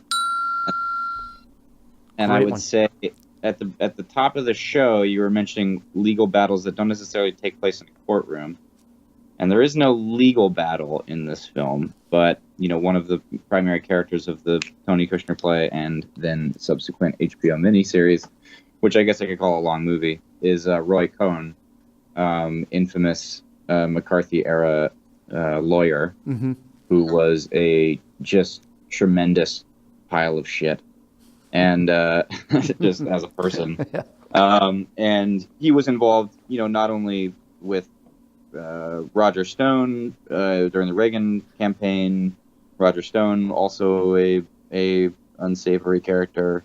He defended Donald Trump in the 70s over his cases of malpractice in the real estate world. Sure. And then also just famously rose to prominence during the Lavender Scare during the prosecution of Ethel and Julius Rosenberg, who were tried as communist traitors and executed. And it's an infamous case because although, most historians kind of would agree that they were guilty, they were essentially, framed by Roy Cohn, and the prosecution of them was like just this, disastrous miscarriage of justice, just in terms of what he was, altering and providing that was just not a solid case or a fair case, particularly for execution. And that film is just also one of my favorites. I think that it's I don't want to use the word fun just because of the content, but it is Enjoyable. It's enjoyable to have a villain, a real life villain like that, portrayed in this very truthful, villainous way. The guy was just pure evil, and to still try and show that there's a level of humanity to that. I mean, Al Pacino does a fantastic job. Yeah, I was going to say that the cast in that movie, miniseries, whatever you want to call it, too, Meryl Streep, everybody, fantastic. Yeah. Meryl Streep plays Ethel Rosenberg, the ghost of Ethel Rosenberg, haunting him, and it's just that all of that kind of slow burning, just taunting of one another, just still. I mean, it's incredible. Nice pick at number 2, Matt. Can you follow that up? What do you got? I think so, man. I think so. Not that this is a contest, but I have a Richard Linklater film, and it's one of my favorites of his, Bernie. I love Bernie. Bernie is an awesome movie. It's underrated. It's way underrated. If you haven't seen it, first of all, I think it's Jack Black at his absolute best. This movie was really made for Jack Black. But Matthew McConaughey turns in such a fantastic performance as this small town district attorney who winds up prosecuting Bernie. And I can't remember the exact word. I think it's like a common product like Perrier or something, right? And he's like, "You were drinking Perrier?" And he's like, "Oh, it's Perrier." And he's like, "Oh, well, la-di-da." Like, that proves his guilt, And it's a true story about this guy who was a bit of a, I wouldn't say a con man, but he was a bit of a gold digger, let's say. He attached himself to this wealthier, older woman who was sort of controlling, played by Shirley MacLaine here in the film. And she pretty much drove him nuts. She was just like everyone agrees, just not a very nice person to be around. And he did offer. He shoots this woman, and as you watch the movies, Bernie is really the sympathetic character, and you almost feel bad for him. What she put him through sort of drove him to this moment. And after the movie came out, here's an interesting fact. He was actually released early from prison and had to live in Richard Linklater's garage for a year. Really? Yes. Did not know that. Isn't that weird? That is really fascinating. Weird. But he painted a good picture, and we all fell in love with Bernie. I like that pick. That's a good one. No doubt. Yeah, I love it. Yeah, Bernie's great. Swings it over to my number 2, and it's funny that Petey had brought up McCarthy, the Joseph McCarthy witch hunts that were going on with, who's a communist and so on and so forth. Sure. Because that's where my number 2 fits, and I put 2 films on the list because when I'm thinking about long trials, legal battles that were going on, there was a period in this country where that was one of the most important going on at the time. And for my money, the film that I love that really tackles the issue and at the same time freedom of the press is the 2005 George Clooney directed film Good Night and Good Luck. Oh, nice. And this is where basically Edward R. Murrow is taking on Joseph McCarthy. And his witch hunt against people and saying, who's guilty? Why am I guilty? Just because I've talked to somebody who believes in communism, and so on and so forth. And if you take away that voice, then you're really taking away everything that this country is behind. I love it for that fact. And again, when you're looking at that period of time, how important all these legal cases were and precedences that were being made. Hearings. And hearings and so on and so forth. And another film I think most people probably have seen is Trumbo, which is about Dalton Trumbo, who was played by Bryan Cranston. Yeah. Who was the famous... Are you taking a twofer here? Yeah, I am. I had these both listed for one You one idea. selfish bastard. But this is where Bryan Cranston plays Dalton Trumbo, the screenwriter who was also blacklisted from Hollywood Okay, they're for being a related. communist. And so that's why I wanted to tie the two in. But that's the case. That's the fight I'm making at my number 2. I don't know. I'm Good Night taking and Good Luck in you to Trumbo. court on that one. These are good movies, though. For sure. Yeah, you've seen these, Petey? Yeah, I've seen both of those. Yeah. Yeah, good stuff. Absolutely. No arguments here. All right. I rest my case. Thank you. All right, we're into our ones. Petey, you're number 1. All right, my number 1 is so it's kind of interesting because although we could have kind of gone anywhere, there's a lot of miscarriage of justice going on in this theme that's kind of interesting, and this one also is related to my number 3, In the Name of the Father, which is also a miscarriage of justice related to terrorism. So my number 1 is Der Baader-Meinhof Complex. I love a hidden gem at a number 1. Do tell. Yeah. So this is a great German film by Uli Edel. It was his first feature, and I believe it was 2008, starring Moritz Bleibtreu.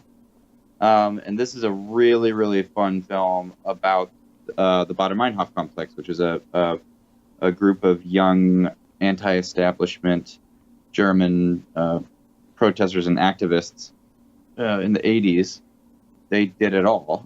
They went to Palestine and trained with insurgents and came back and kind of wreaked havoc in Germany and were caught and sentenced to. They were put in prison, and then their case and their sort of cause became this huge sort of political uproar at the time. And I really just recommend seeing this film just to get the full glimpse of it, because there's a lot of it that's just kind of like it's hard to explain just because it just sounds like a movie. It just sounds like, oh, somebody made up this whole story, but it was inspired by real events. Of course, they're dramatized. It's just a really fun film. It's got everything in it. Sure. And the title one more time? Der Baader-Meinhof Complex. It's Baader-Meinhof. There we go. Complex. Nice. Yeah. Foreign film. That'll be in liner notes. I like it. But yeah, great film. Nice. Matt, what do you got sitting at 1? Okay, at number 1, I have a movie that was pretty influential in my love of cinema. Came out in 1996, People versus Larry Flint. Yeah. Did you hesitate? I haven't seen it yet. Are you shitting me? No shitting. Are you got to be kidding. You No. haven't seen the People versus Larry Flint? I have not seen it. Okay. So, Woody Harrelson plays... What? He's in it? Shut I'm up. joking. Yeah. He Next thing you know, you're going to tell me Courtney Love's in it. Yeah, Courtney Love. Edward Norton, too. Courtney Love. Woody Harrelson plays the pornographer, Larry Flint, and it's pretty much about his legal battles. This one goes all the way to the Supreme Court, and he has to defend his right to publish these materials, which have been deemed obscene. There's a really poignant scene that I like where Larry Flint, I can't remember where he is or who he's speaking to, but he has this slideshow behind him, and he keeps juxtaposing war against photos of naked people. And he says, he's making this point. He's showing these horrific pictures of people being maimed in war, and then these, rather artsy photos of people in various sex acts, And he's like, so which is truly obscene, sex or war? And I was like, hell yeah. I gained a lot of respect for Larry Flint. Obviously, the movie is highly idealized and fictionalized, stylized, but it is a true story, and he defended himself, and I respect it, and I like this movie a lot. Also, power to the press, right? Freedom of speech. Freedom of speech, big like time. First Amendment. Swings it over to my number one, and this is a heavy hitter when it comes to court cases and Tom Hanks films. I'm speaking of the Denzel-Tom Hanks collaboration in 1993, Philadelphia. Thank you. This is... So it had to make it. Yeah, no doubt. It was based on the events of two different attorneys, actually, Jeffrey Bowers and Clarence B. Kane. Bowers was an attorney who in 1987 sued the law firm Baker McKenzie for wrongful dismissal in one of the very first AIDS discrimination cases. And then Kane was an attorney for Hyatt Legal Services who was fired after his employer found out that he had AIDS. He sued Hyatt in 1990 and won just before he passed away. So it's based on... It's an amalgam. It is. They sort of mix these two together, and they come up with this idea to write Philadelphia, bring it to the masses, and show just how, criminally wrong this is to discriminate. Yeah. And still gets me. it does. The performances are fantastic. Top the notch. story is great. The song from Bruce Springsteen, when that song comes on the radio, I'm still moved. To this day, I'll hear it in the car, and it, I'm not going to say I got tears coming down, but you know what I mean? I feel something, I guess. It's one of those songs that comes on, and I think of the movie. I think of, It brings you back emotionally. It does. Yeah. Best way to say it. You summed it up perfectly. And everything about the movie is fantastic. If you haven't seen Philadelphia, geez, get out of that rock that you're under right now. And if check you it out. haven't seen The People versus Larry Flint. I should see it. I know. Good stuff. All right. Honorable mentions really quick. Aaron Brockovich was mentioned. I have JFK, and there's a movie that I am ashamed that I've never seen, Roe versus Wade. It's a landmark case, right? And I've never seen the film. I've never seen the film either. I didn't even know there was a film. Yeah. Is there? Yeah. Throw in the jaw box. When did that movie come out? Didn't even know it existed. My only other honorable mention was not mentioned was North Country with Charlize Theron, and it was about the coal miners and quality film about the women in the workplace. Sure. Check it out. Petey, any honorable mentions for you? I think I'd just say Young Mr. Lincoln is interesting that it lost the Academy Award that year to Mr. Smith Goes to Washington. Oh, I thought you were going to say Julia Roberts. Yeah. That's one I got to catch up on also. Young Mr. Lincoln. For sure. Yeah. That's a great one. Yeah. Definitely. If we missed your favorite real-life legal battle films and you want to put us behind bars for doing so, shoot us a tweet at CinemaJaw. We'll retweet it, get the discussion going, or an email, feedback@cinemajaw.com. We're going to take a quick break, grab a fresh beer, and when we come back, Matt is taking Petey on in skeleton movie trivia, plus a CinemaWAR, looking at who you want to spend Thanksgiving with. We'll be right back on CinemaJaw. Let's all go to the lobby. Let's all go to the lobby. Let's all go to the lobby to get ourselves a treat. Delicious things to eat. Hey Jawheads, this is Matt K. We've heard from a lot of you, but there are still some people scratching their heads over the November riddle. So here it is one more time. I have starred in 3 horror film remakes. I have played Joseph Gordon-Levitt's younger sister. I've also befriended Keira Knightley in an indie comedy. I have appeared in a superhero film and its sequel. I have been in 1 Martin Scorsese film and starred in a movie in which a car accident kills my family. Who am I? So send us your responses, Jawheads, to feedback@cinemajaw.com. All the correct answers go into a hat, and the lucky winner gets a cool prize pack. Thanks for playing. Ourselves a treat. Let's all go to the lobby to get ourselves a treat. And we are back on CinemaJaw, hanging out with Joshua Petersen, Petey, who is the art director of Crown Heights. And as I had teased early on in the show, you mentioned that you are working on a project now that stars Naomi Watts. Yes. Tell us a little bit about working- this. Yeah, I'm going to tell you as much as I can. So this is a film called The Wolf Hour, starring Naomi Watts, written and directed by Alistair Banks Griffin, and it's a just phenomenal script. I fell in love with it immediately. It's an incredibly ambitious script as well. So period 1977 during the in the Bronx during the in the events leading up to the blackout riots of 1977. Sure. And kind of the one-liner, formerly prominent writer from the 60s, has locked herself away in her pre-war apartment for an indeterminate amount of time, and has begun to be harassed by somebody buzzing at her intercom of her 6-story walk-up apartment as the events of the blackout and the riots unfold outside of her window. Interesting. So it's a very Rear Windowy style psychological thriller. The only other things I can really tell you about it are it's the biggest build I've done all on a soundstage. What we're doing with it is pretty insane. It's the first film that I will film almost entirely on a soundstage. Wow. And that's pretty exciting, but it's also we're working on an incredibly aggressive schedule at the moment. So, I mean, this thing's coming together fast. But there's just, as I said, there's so many details that go into these types of environments. Sure. And I was going to ask you. I was going to ask you, Petey, on a project like this, when you're filming. I'm not looking for like a specific date, but when would you project, anyways, roughly? Is this something like end of the year, next year, mid-year, that it would be released? This could be a late 2018 announcement. Okay. Early 2019 release. Okay.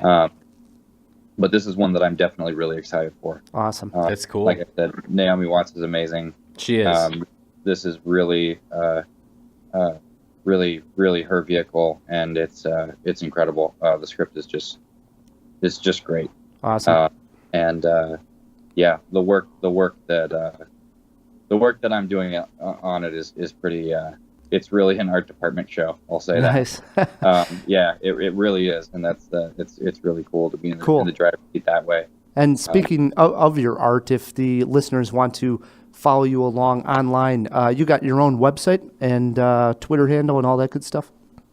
Yeah, and they're both the same. My website is jpetersenfilm.com, and my Instagram is jpetersenfilm. So that's convenient. It is. Yeah. Follow along. Yeah, people love to follow creatives like this, so I hope they do. I hope so too. Yeah. Matt, before we get to trivia and before we get to CinemaWAR, we did throw a couple items into the jaw box or the fish tank this week. Fill me in, Phil. Let's open up that jaw box.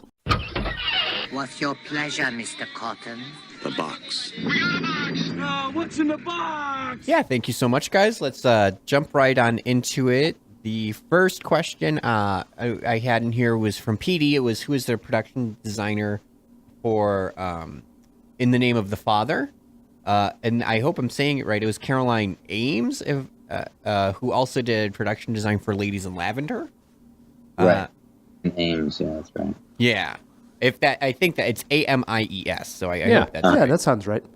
And then the second one, when did the Roe vs. Wade movie come out? That was in 1989, starring Holly Hunter. Yeah, Wow. Ryan, how did you not know about this? Yeah.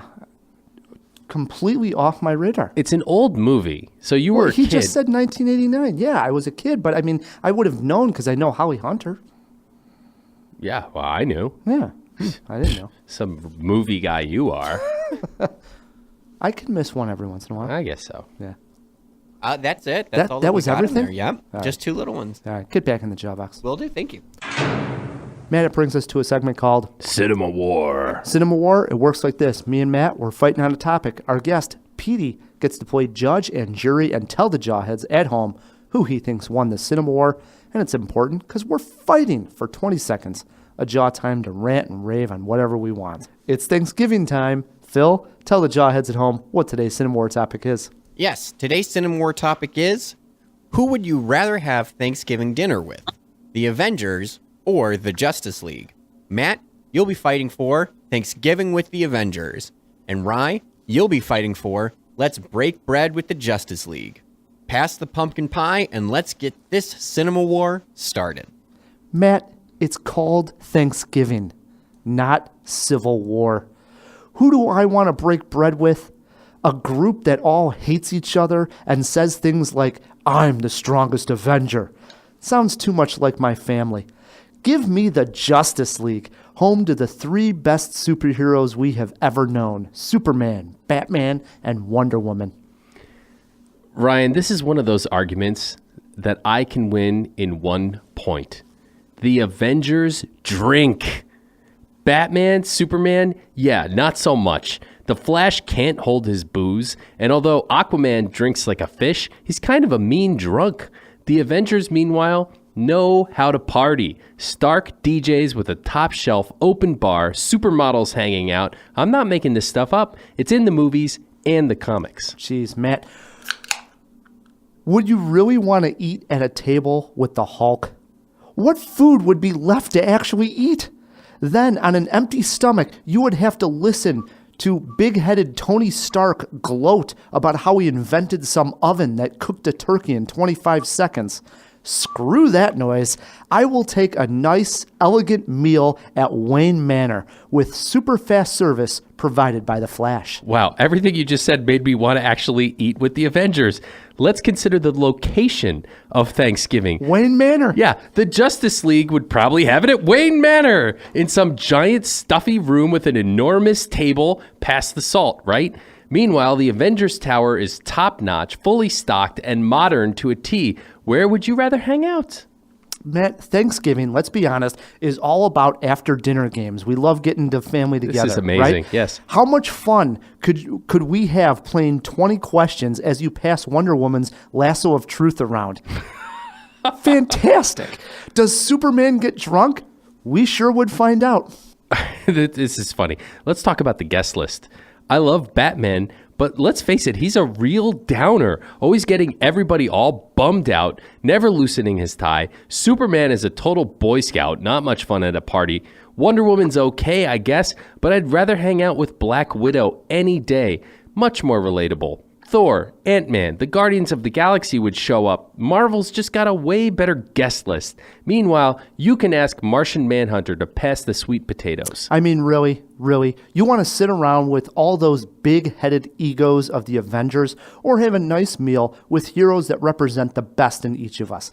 Plus, you get to see Superman light the candles on the table with the lasers from his eyes.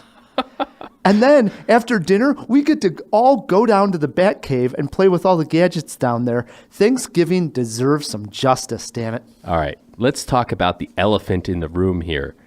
Alfred Pennyworth can't cook for shit. Over on the Avengers side, Tony Stark, his boy Lucky is an amateur chef. In the Justice League, Superman burns everything with his heat vision. The Avengers, they got the Vision, who can look up any recipe in the world in a millisecond with his computer brain. Cyborg can't even do Pop-Tarts. So keep your crappy league. I'm going to have a great Thanksgiving with the folks who know how to party in an awesome location with a great guest list at the Avengers Tower. Pass the turkey. Wow, it looks like Matt has had too much stuffing already. We are button heads here on CinemaWAR, as we do each and every week. We throw it to Petey, our guest this week. What did you think of this CinemaWAR? You guys are really fired up about this. I would say I have to agree that I don't want to be sitting at the table with somebody who's going to eat all the food. And I do think that it's interesting that either way you go, there is a woman at the table that will find your deepest truth. So is that a win? Yeah, really win. So is it a win for the Justice League? I guess so. I'd rather. Wow. Nice. I needed that win. You did. You did. And you thought you were going to win this so easily. I did. See? I bring up the Hulk eating all the food, and I win. Flash would eat all the food too. Oh, he's a little skinny guy. He's watching his diet. All right, that earns me 20 seconds of jaw time to rant and rave on whatever I want. And Matt, you mentioned briefly in your review of the Justice League of the Atmos Theater that we saw this at. This is the Yeah. Dolby Atmos Theater. You're Atmos basically Theater. strapped to a subwoofer.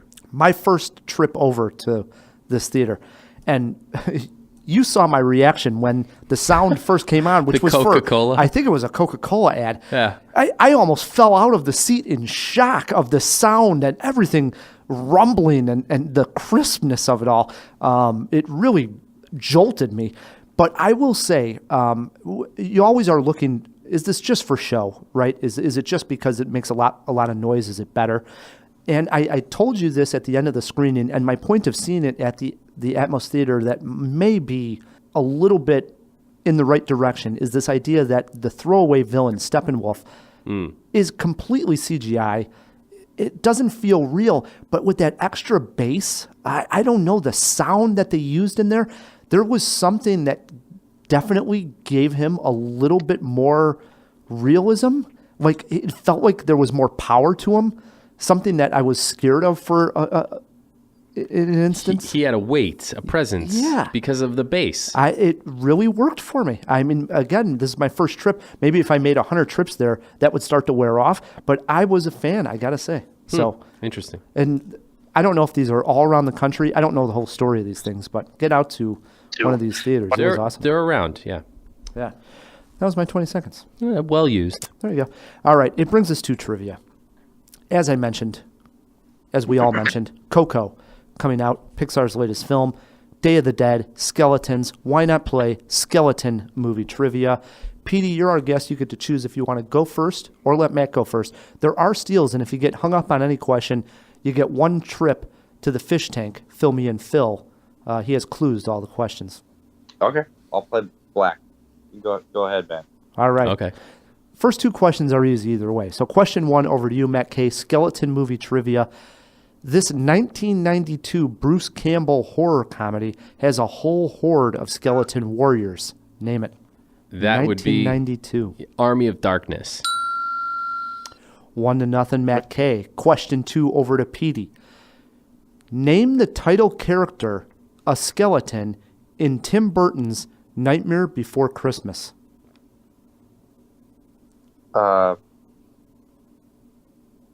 Halloween Man. I don't know why I'm blanking on that. Oh boy. Jack Skellington. Jesus Christ. You got it. 1-1. Hold Jack it out. Skellington. It is Halloween Man. Yes. It is 1-1. Question three over to Matt K. Matt, what was the name of the karate group that dressed like skeletons and chased Daniel LaRusso across an open field, finally catching him and beating him up in The Karate Kid? Cobra Kai. 2-1. Everybody perfect. Keep it going here, Petey. Question four is over to you. Frank Langella played a skeleton of sorts in this 1987 movie that was based off of a 1980s cartoon and action figure series. Name the film. He-Man, Master of the Universe. Master of the Universe. Master of the Universe. But He-Man. Was We'll He-Man in accept the He-Man. title? I don't believe so. Late Jawbox. I don't believe He-Man was in the title of Masters of the Universe. No, but I'm almost positive that's correct. Okay, but we're giving it to him. He had it. I would have given it to him for He-Man. It is 2-2. I love this. This is good. Question five over to Matt K. Matt, Johnny Depp voiced Victor in The Corpse Bride, but who voiced the character The Corpse Bride? Wow. Holy crap. I don't know, but I would just venture a guess. I would say Helena Bonham Carter, just to make a guess. Wow. 3-2. Matt K. Good guess. It is a good guess. I mean, those two always work together, especially on creepy stuff. 3-2. This question now jumps over to PD. Question six to you. Name the actress who starred in The Skeleton Key, a 2006 film about a nurse working at a spooky plantation in New Orleans. The Skeleton Key. What year again? 2006. 6? Oh, boy. And you do have a lifeline if you need it. Yeah, I'm going to use that now. Whoa! Fill me Question in, number Phil. 6. Yes. Fill me in, Phil. What do we got? Your clue is daughter of a Goldie. Oh, Daughter of a Goldie. I think I know where you're going with that, Phil. man. Yeah, I don't know. Okay, Wow. Matt, it's wide open here. It would be wide open, Ryan, if you had the right key, like a skeleton key. Looking for the actress. Oh yeah, that's right. Kate Hudson. What an idiot. You're trying to be so suave. I there. was. It's Kate Hudson. It is right on Kate Hudson. Wow. Big change of events here. Actually, it's a good movie. Decent. It's underrated. No, it's decent. That's all it is. That's all it is. I think it's underrated. It's decent. It's 4-2. No, yes, 4-2. Matt K now. And question 7 is over to him. I mean, this is a big turnaround. Matt, name the 2014 dramedy that starred Kristen Wiig and Bill Hader as siblings that come together after both have near-death experiences. Skeleton Twins. Ah, jeez. I didn't think anybody would get that one. Did you see it? No. All right. I just like skeletons. Yeah, all right. 5-2. It's the last question of the game, so Matt's going to get a win under his belt, which bothers me. Petey, Nick Cage played a skeleton who lights on fire and rides a motorcycle as Johnny Blaze in Ghost Rider. But which actress co-starred in the film as his love interest, Roxanne Simpson? Oh, jeez. I know. Question 8 is usually the toughest. Yeah. Who was in Ghost Rider with Nick Cage? God, I haven't seen that movie in so long. Who was in that? Oh, Laura Dern. I would have liked to seen that movie then. Yeah. I think it was, I have an idea in my head, but I might as well go ahead and say, fill me in, Phil. Whoa! Fill me in, Phil. Question number 8. Who is the love interest in Ghost Rider? Your clue is, hopefully this clue mends your thoughts. Vera Mendes? Eva Mendes. Eva. You goof. Oh, come on. I wouldn't if have this given it was to you. Jeopardy, I No. could just say Mendes. Yeah, then, but this isn't Jeopardy. And I'm not Alex Trebek. That's for sure. All right, Matt, you win this one. Can we get a virtual handshake? Yeah, absolutely. Virtual handshake, Petey. Petey, if it came down to a tie, the jawbreaker, it would have been over to you. Better town in A Nightmare Before Christmas, Halloween Town or Christmas Town? Oh. Which one's better? Yeah.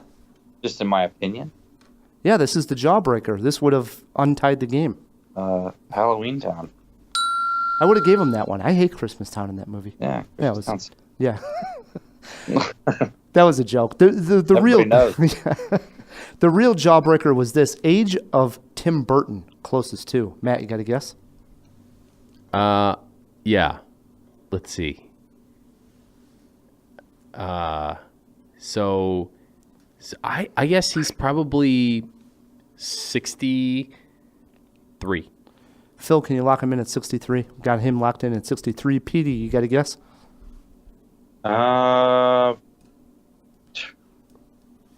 This works like the Price is Right, or do I have to get closer? Yeah, just got to get closer. Damn it. It's a good guess. I would say 61. Give that to Petey. Petey was much closer, 59. 59. Yeah. Okay. Oh wow. Yeah. I thought I thought he was a little older than that. Well, but not by much. Yeah. Good stuff. Brings us to the end of a great jaw. Indeed. Yeah. It happens each week. It does. First and foremost, we got to thank our guest, Petey. Thanks for taking time and joining us on Cinemajaw. Yeah, thank you so much, guys. It was great. Can't wait to see this new Naomi Watts movie. Talk about a teaser. Now I'm pumped. Yeah, super pumped, man. Yeah. Got to wait a while, but interested. Hey, you know what, Petey? When this drops, man, we'd like to have you back. Talk to you again. Yeah, absolutely. I would love that. Anytime. Definitely.